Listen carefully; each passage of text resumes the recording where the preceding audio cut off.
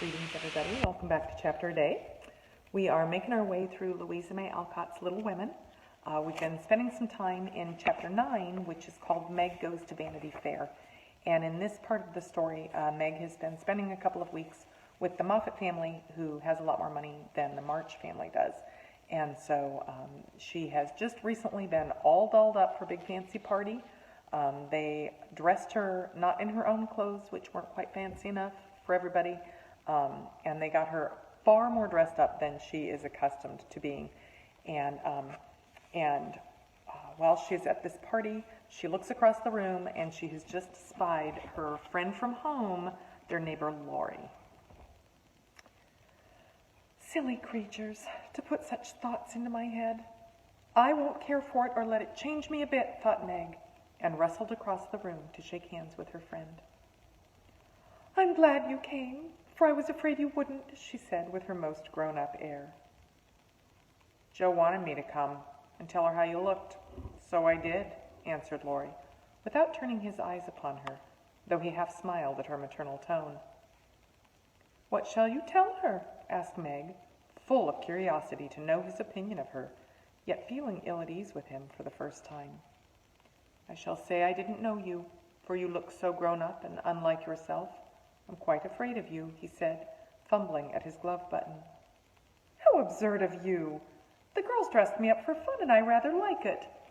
Wouldn't Joe stare if she saw me, said Meg, bent on making him say whether he thought her improved or not. Yes, I think she would, returned Laurie gravely. Don't you like me so? Asked Meg. No, I don't, was the blunt reply. Why not? In an anxious tone.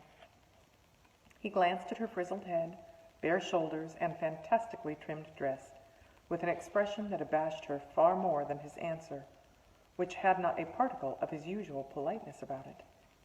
I don't like fuss and feathers.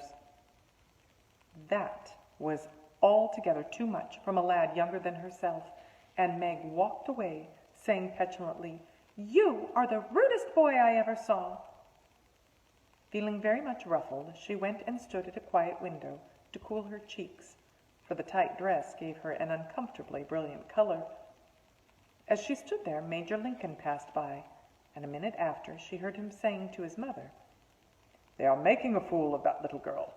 I wanted you to see her, but they have spoiled her entirely. She's nothing but a doll tonight. Oh, dear, sighed Meg. I wish I'd been sensible and worn my own things. Then I should not have disgusted other people or felt so uncomfortable and ashamed myself. She leaned her forehead on the cool pane and stood half hidden by the curtains, never minding that her favorite waltz had begun, till someone touched her, and turning, she saw Laurie looking penitent, as he said with his very best bow and his hand out, Please forgive my rudeness and come and dance with me. I'm afraid it will be too disagreeable with you, said Meg, trying to look offended and failing entirely. Not a bit of it. I'm dying to do it. Come, I'll be good. I don't like your gown, but I do think you are just splendid. And he waved his hands as if words failed to express his admiration. Meg smiled and relented and whispered as they stood waiting to catch the time. Take care my skirt don't trip you up. It's the plague of my life, and I was a goose to wear it. Pin it round your neck, and then it will be useful, said Laurie, looking down at the little blue boots, which he evidently approved of. Away they went, fleetly and gracefully, for having practiced at home, they were well matched, and the blithe young couple were a pleasant sight to see, as they twirled merrily round and round, feeling more friendly than ever after their small tiff. Laurie, I want you to do me a favor, will you? Said Meg, as he stood fanning her, when her breath gave out, which it did very soon, though she would not own why.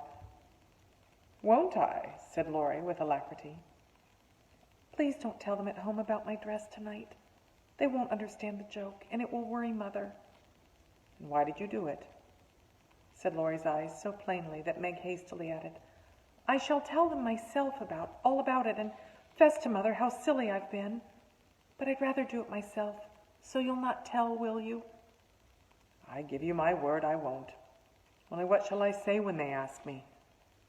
Just say I looked nice and was having a good time. I'll say the first with all my heart. But how about the other? You don't look as if you're having a good time, are you? And Laurie looked at her with an expression that made her answer in a whisper. No, not just now. Don't think I'm horrid. I only wanted a little fun, but this sort don't pay, I find, and I'm getting tired of it. Here comes Ned Moffat. What does he want? Said Laurie, knitting his black brows, as if he did not regard his young host in the light of a pleasant addition to the party. He put his name down for 3 dances, and I suppose he's coming for them. What a bore, said Meg, assuming a languid air, which amused Laurie immensely. He did not speak to her again till supper time, when he saw her drinking champagne with Ned and his friend Fisher, who were behaving like a pair of fools, as Laurie said to himself, for he felt a brotherly sort of right to watch over the Marches and fight their battles whenever a defender was needed. You'll have a splitting headache tomorrow if you drink much of that. I wouldn't, Meg. Your mother don't like it, you know, he whispered, leaning over her chair as Ned turned to refill her glass and Fisher stooped to pick up her fan. I'm not Meg tonight. I'm a doll who does all sorts of crazy things. Tomorrow I shall put away my fuss and feathers and be desperately good again, she answered with an affected little laugh. Wish tomorrow was here then, muttered Laurie, walking off, ill-pleased at the change he saw in her. Meg danced and flirted, chattered and giggled as the other girls did. After supper she undertook the German and blundered through it, nearly upsetting her partner with her long skirt, and romping in a way that scandalized Laurie, who looked on and meditated a lecture. But he got no chance to deliver it, for Meg kept away from him till he came to say good night. Remember, she said, trying to smile, for the splitting headache had already begun. Silence à la mort, replied Laurie, with a melodramatic flourish as he went away. This little bit of byplay excited Annie's curiosity, but Meg was too tired to gossip, and went to bed, feeling as if she'd been to a masquerade, and hadn't enjoyed herself as much as she'd expected. She was sick all the next day, and on Saturday went home, quite used up with her fortnight's fun, and feeling that she had sat in the lap of luxury long enough. And that is where we will end off today. We will finish up our Chapter 9 the next time we meet. Thanks so much, everybody.